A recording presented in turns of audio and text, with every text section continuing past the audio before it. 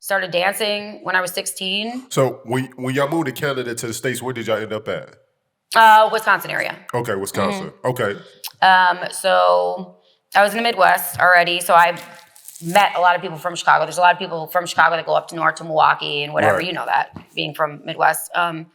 So when I came to like the 16-year-old age, I was just like, I'm not gonna do this. Like I started dancing at a fully nude, fully liquor strip club at 16. Wow. I had a 5-bedroom house at 17. Wow.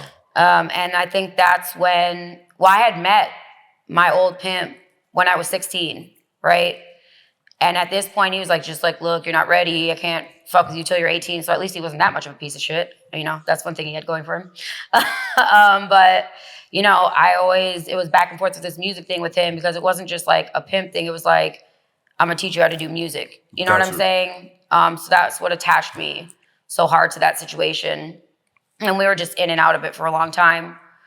But in the meantime, I had ended up in Chicago, Detroit, just traveling around trying to, you know, find where I could make the most money. I ended up literally homeless in Detroit off Grand River and Shaver. It was fucked up. So this girl named Tina, we were like, you know, the little dance thing, my little sister used to do. So I'm like, hey, I can do hip hop choreography. I was in cheerleading, got a hip hop choreography job in Wisconsin. And she's like, hey, we can go to Detroit and we can open up this hip hop choreography studio. I got cousins there and da-da-da. Me being the dumbass and not even knowing how hood Detroit really was, you know, I was like, yeah, let's fucking go. So like I get in the car and we're fucking gonna go, you know? So we make it there, we end up at the mall and then she's like, yeah, these are my cousins, do-do-do. I'm like, it doesn't seem like those are your cousins, but whatever, you know, I'm already here, fuck it. So we go to their house, Grand River and Shaver, and right off that, I could literally walk those streets and show you the exact fucking house still, I'll never forget it. You know, we had one car, obviously we went in her car, and all of a sudden, like, a few hours later, this guy pulls up in this Pimp mobile, and he's like, well, look, they'll do. I'm like, we'll do for what? And he's like, well, you know what this is. I'm like, I'm not hoeing in Detroit. Like, I'm already smarter than that. Not selling for $20. It's not gonna work, bro. Like, it's not happening. So, and the people, I'm not gonna name their names, obviously, but the people I stayed with who really kind of adopted me, they were like, look, dude, you got to sell crack or you got to sell crack. So which one you want to do? I said, shit, teach me how to sell crack. Got you. And that's literally how it started. And, you know, like they just gave me a little shit and I would run it here and there and whatever, like a little duffel bag bitch or whatever, you know? And we used to drink 18, remember those like big bottles of 1800 you tip upside down with the shot things? We used to like sit around the front yard and like, they would always freestyle and they're like, no, you can't freestyle, you're a little white girl. And like one day I got so fucking mad and just like, I was so angry just at everything that was going on. Like, I was like, what the fuck? And I jumped into the circle and started freestyling. And they were like, damn, you're actually pretty fucking good, man. Like, you're really good. And this was before like Nicki Minaj was super popping and shit, you know, like, they're like, you really need to pursue this. And that's when I, you know, long story short, ended up going back, you know, into Chicago, Milwaukee, ended up getting back with my, with dude again. And just up from there, you know, that's when my transformation happened. Gotcha. My head tattoo, boobs, but I just knew something was wrong, you know, like I like literally resurrected this label from the ground up. Like they had become defunct because like everybody went their separate ways and but when I came into the picture, I was like, look, we can redo your label. Like this is what we're gonna do. Like I was always the business person behind it, the money, you know? And I'm like, you already have the numbers. I need somebody to co-sign me, basically.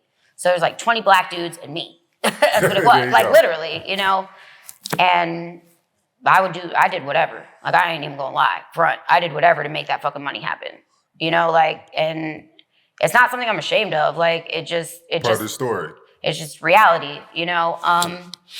But the reason we fell out is because that was our whole plan. You know, like, hey, I'm gonna help you rebuild this. You get 50% of me and I get 50% of the label. Gotcha. Does that make sense? So it came time to sign the contracts. He puts this contract down in front of me. And I'm like, okay, that's 50% of me, but where's my 50% of the label? He's like, oh, you ain't getting that. I was like, wait, what? So you get 50% of me for the rest of my fucking life, but I don't get shit. And I am literally the reason that I paid off his child support, everything. He would have been gone if it weren't for me, you know?